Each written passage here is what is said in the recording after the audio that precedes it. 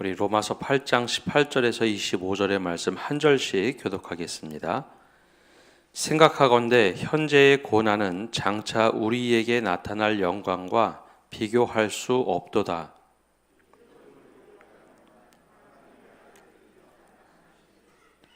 피조물이 허무한데 굴복하는 것은 자기 뜻이 아니요 오직 굴복하게 하시는 이로 말미암음이라.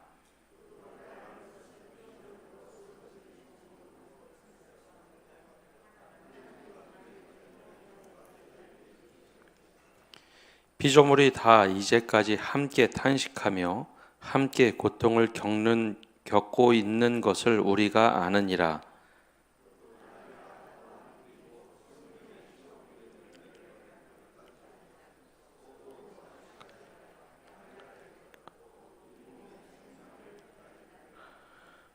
우리가 소망으로 구원을 얻었음에 보이는 소망이 아니니 보는 것을 누가 바라리요.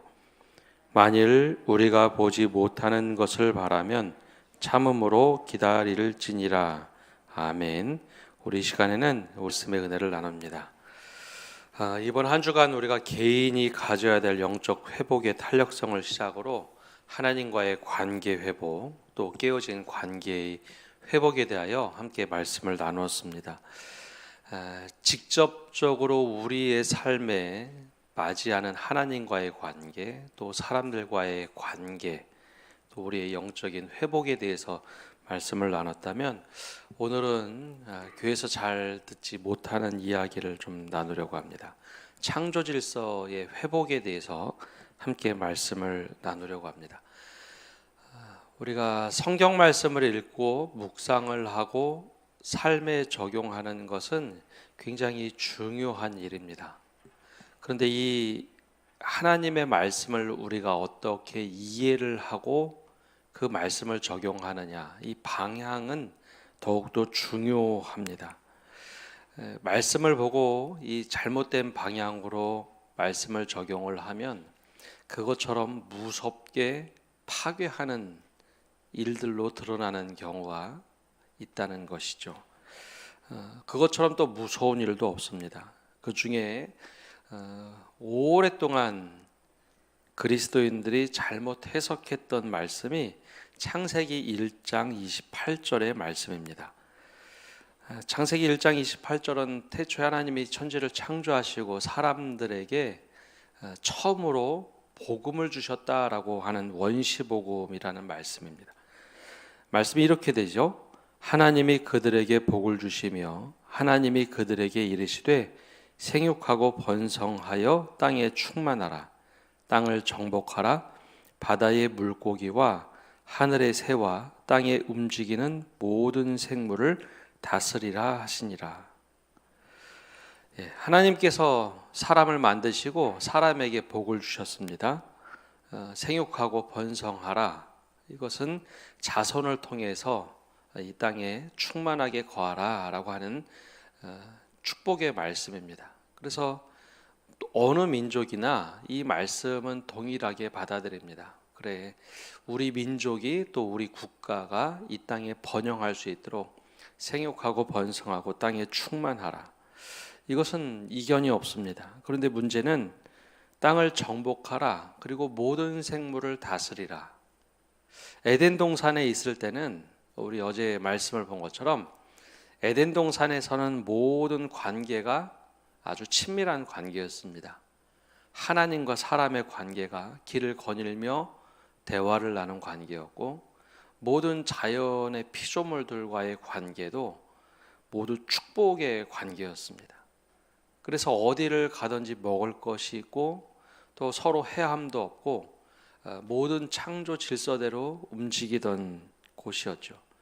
그런데 창세기 3장에 들어서면 이 관계가 깨어져 버립니다. 우리가 말씀을 보는 것처럼 아담과 하와, 특별히 최초의 남자와 여자가 금단의 열매였던 선악을 알게 하는 나무의 열매를 먹으면서 하나님께서 벌을 내리시죠. 그래서 여자는 해산의 고통, 남자에게는 노동할 수 있도록 하나님께서 말씀하신 후에 창세기 3장 17절에 보면 하나님께서 이렇게 말씀하십니다. 아담에게 이르시되 내가 내 아내의 말을 듣고 내가 내게 먹지 말라 한 나무의 열매를 먹었은즉 땅은 너로 말미암아 저주를 받고 너는 내 평생에 수고하여야 그 소산을 먹으리라. 근데 이상하게 하나님께서 벌을 내리시는데 사람에게만 벌을 내리신 것이 아니라 땅은 너로 말미암아 저주를 받았다. 그래서 원래 땅에서는 과실을 맺는 혹은 풍요롭게 만드는 나무와 풀만 있었는데 엉겅퀴와 수많은 잡초들이 나타나기 시작합니다. 이 사람이 잘못했는데 땅이 고통을 받기 시작하죠. 그래서 로마서 말씀을 보면 이 피조물들이 고통하기 시작한 것은 결국 사람의 죄 때문이라는 거죠. 근데 우리가 창세기 1장 28절의 말씀, 땅을 정복하라, 모든 생물을 다스리라, 이 말씀이 처음에 관리하고 청지기로서 사람에게 주셨는데 이 말씀을 이제 오해하기 시작합니다. 죄가 들어오면서부터 그래, 내가 정복하면 되는 거고 내가 내 마음대로 모든 피조물을 다스리면 된다라고 생각하는 시대가 도래합니다. 우리의 직접적인 역사와 관련이 없어서 우리는 조금 멀게만 느껴지는데 유럽의 제국의 시대가 도래하는 시기가 있었습니다. 중세가 끝나고 유럽의 제국의 시대가 시작이 되죠. 그러면서 제노바 공화국의 크리스토퍼스 콜럼버스라고 알려져 있는 그 사람이 신대륙을 발견하게 됩니다. 근데 유럽의 입장에서는 신대륙이었는데요. 중앙 아메리카와 남아메리카 입장에서는 그날을 치욕의 날로 부릅니다. 그래서 유럽의 사람이 건너와서 새로운 대륙을 발견했다고 하며 이 잉카 문명과 마야 문명 제국을 불과 50년 만에 접수를 하게 됩니다. 그래서 스페인과 포르투갈이 중남미를 식민지로 삼죠. 그리고 100년이 좀 지나서는 아프리카가 영국과 프랑스의 식민지가 됩니다. 그래서 즉 우리가 정복하는 것은 하나님의 뜻이다라고 생각을 했습니다. 그리고 이 당시에는 이제 다윈이 이제 막 등장할 시기로 야, 우리보다 흑인이 미개하다고 생각하면서 노예로 팔려가는 일들이 생겼죠. 근데 재미난 것은 성경이 처음 기록되던 시대, 로마 제국 시대의 흑인과 지금의 그 제국 시대의 흑인의 위상이 달랐다는 겁니다. 성경이 기록되던 시대에는 흑인이 노예라는 인식이 없었습니다. 오히려 알렉산드리아라고 불리는 북아프리카의 도시는 굉장히 뛰어난 지혜의 도시로 알려져 있었죠. 그러니까 흑인들이 당시에는 뛰어난 사람들로 인식이 됐습니다. 그런데 이제 17세기, 18세기에 거쳐가면서 산업이 발달하면서 흑인들을 노예로 잡아다가 팔 수 있는 시대가 되어버렸습니다. 이 땅을 정복하고 모든 만물을 다스리는 것이 유럽의 그리스도인들에게 하나의 숙명처럼 받아들여졌고 축복이라고 생각을 했습니다. 이 성경을 볼 때 잘못 이해를 하면 그렇게 이해를 할 수 있습니다.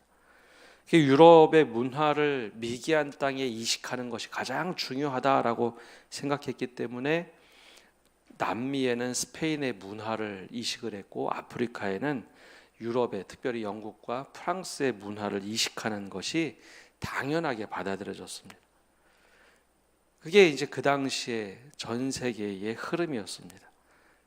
또 산업혁명 이후로는 그래, 우리가 만물을 다스릴 수 있는 존재가 됐다. 그러면서 동물원이라는 것이 시작이 됐습니다. 근데 시간이 흘러서 20세기 들면서 새롭게 발견한 것은 오늘 로마서 말씀입니다. 세상의 모든 피조물들이 신음하고 고통을 받고 있다는 것이 2000년 전에 사도 바울에 의해서 쓰여졌음에도 불구하고 이게 우리의 이야기를 하고 있구나. 우리가 잘못해서 온 땅의 피조물들이 고통을 받고 신음을 하고 있으면서 하나님의 아들을 고대하고 있다. 이거 그리스도인들에게 다시 이 말씀이 읽혀지면서 야, 이게 하나님이 창조 질서를 만드셨는데 이 사람 무리가 이걸 깨뜨렸구나라는 발견을 하기 시작했습니다. 그러면서 이 말씀을 새롭게 읽다 보니 다른 무엇보다도 창조 질서를 지켜야 되는 것은 다른 사람들이 아니라 그리스도인들이구나라고 이해하기 시작합니다. 그 말씀이 바로 18절과 19절입니다. 우리 18절과 19절에 이렇게 기록되어 있습니다. 생각하건대 현재의 고난은 장차 우리에게 나타날 영광과 비교할 수 없도다. 피조물이 고대하는 바는 하나님의 아들들이 나타나는 것이니. 이건 두 가지로 해석을 합니다. 마지막 때에 하나님의 종말의 때에 하나님의 아들들로 인해서 종말의 모든 만물을 새롭게 한다라는 의미도 있지만 또 다른 것은 바로 하나님의 창조 질서를 보존할 수 있는 사람들이 이 모든 것을 새롭게 바꾸는 그 하나님의 아들들, 성도들이 나타나서 새롭게 한다라는 것이죠. 사람의 죄 때문에 고통받는 것은 우리만의 문제는 아닙니다. 모든 피조물들이 고통을 받고 있습니다. 인류가 발전하면서 말 그대로 우리는 편해졌습니다. 건물도 새롭게 만들고 옷도 과거에 비해서 훨씬 더 의식주 자체가 혁명처럼 바뀌어 버렸습니다. 그런데 우리가 산업혁명과 이 편리함을 추구하면서 굉장히 많은 파괴를 합니다. 우리를 위해서, 인류를 위해서 모든 것을 바꿔놨죠. 대부분 우리나라는 그래도 관리를 잘한 편인데 지금 아직도 이제 후진국 혹은 개발도상국에서는 자연을 우리 마음대로 하는 일들이 많습니다. 우리가 늘 뉴스에서 보듯이 아마존의 밀림 반 이상이 벌목되었다고 하죠. 지구의 허파라고 불리는 그곳이 엄청난 난개발로 인해서 수많은 동물들이 사라지고 수많은 나무들이 사라졌습니다. 공장 더 지으려고. 그래서 지구의 허파라고 불리는 그곳의 나무들이 베어지면서 지구의 0.5도 이상 온도가 올라갔다고 하죠.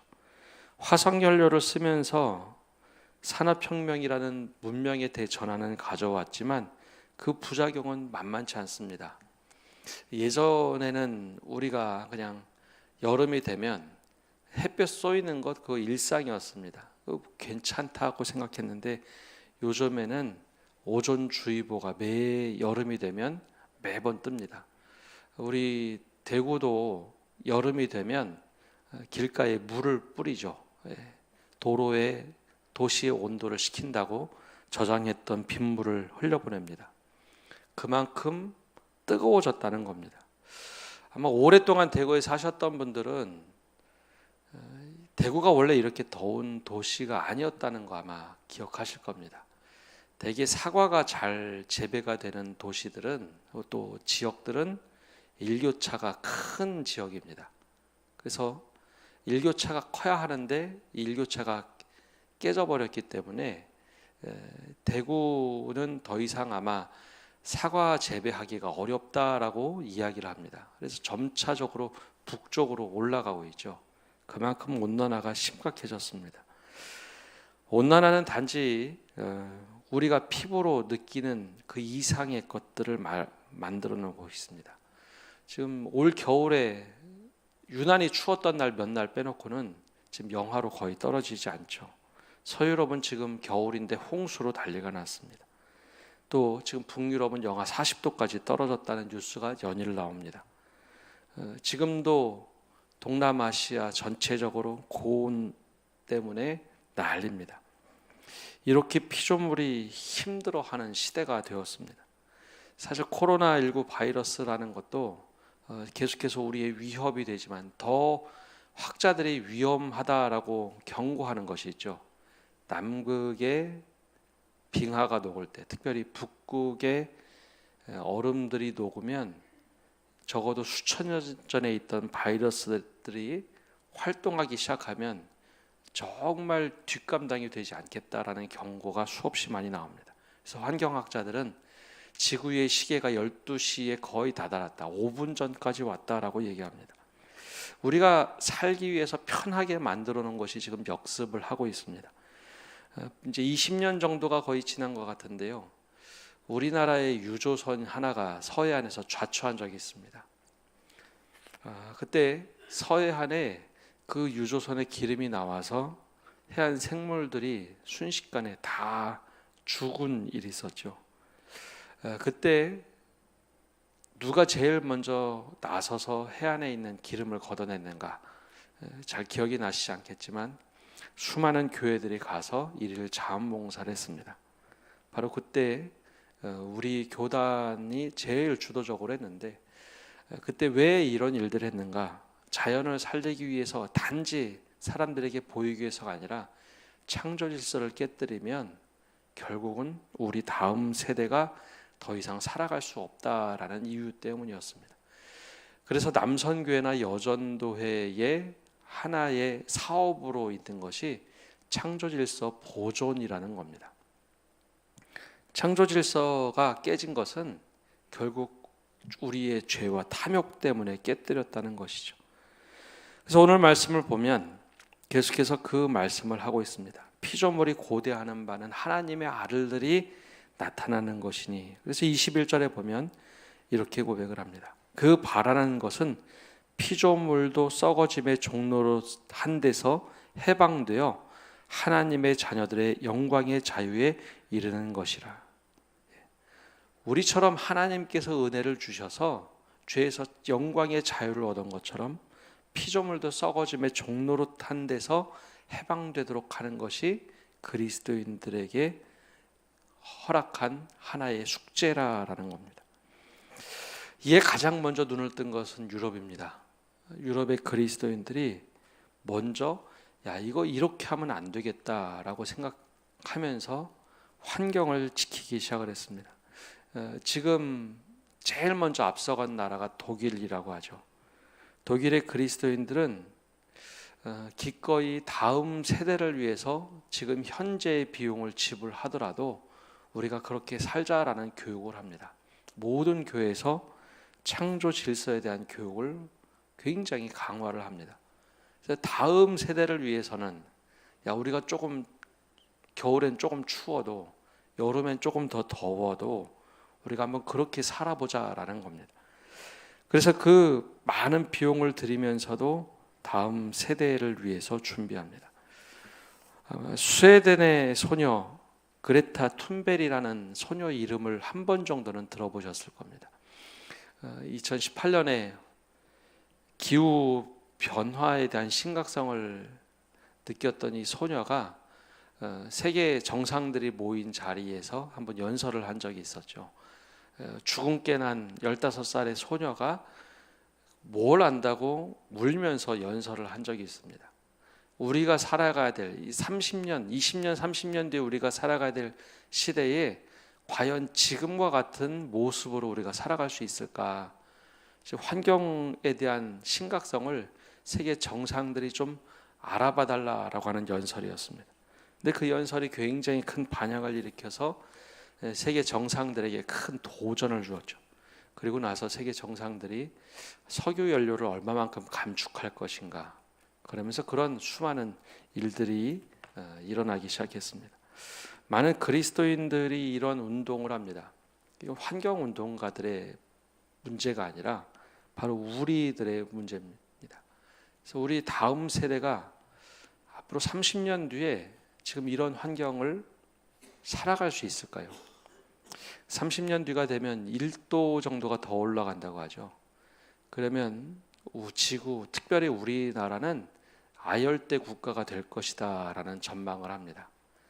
우리 인근에서 잡히던 물고기들은 반 이상은 사라질 것이고, 특별히 한류와 난류, 따뜻한 물이 만나는 곳에서 자라던 물고기들은 대부분 사라질 것이라고 전망을 합니다.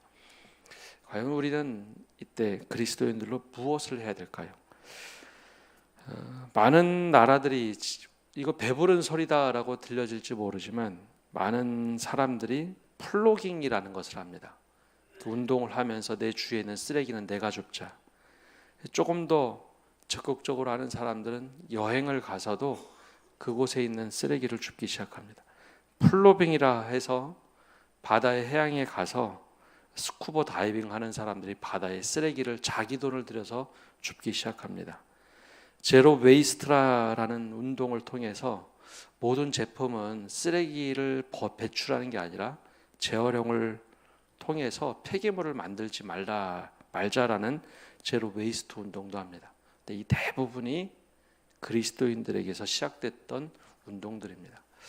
우리가 다음 세대 하는데 사실 다음 세대가 살아가는 것은 단지 신앙뿐만이 아니라 우리가 물려줘야 될 유산 중에 이 자연의 유산도 있습니다.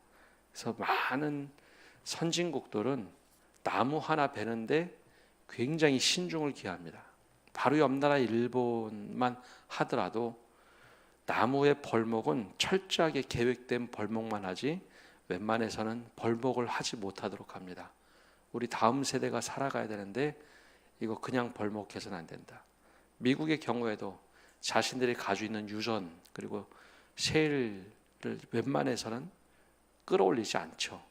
다음 세대가 살아야 되기 때문에 그렇게 한다고 얘기합니다. 아주 작은 실천인 것 같지만 쓰레기 하나 배출하는 것, 전기 사용하는 것, 비닐봉지 사용하는 것, 그런 것들을 조금씩 우리 한 사람 한 사람이 줄여간다면 그나마 다음 세대가 살아가는 데는 조금 호흡할 수 있지 않을까.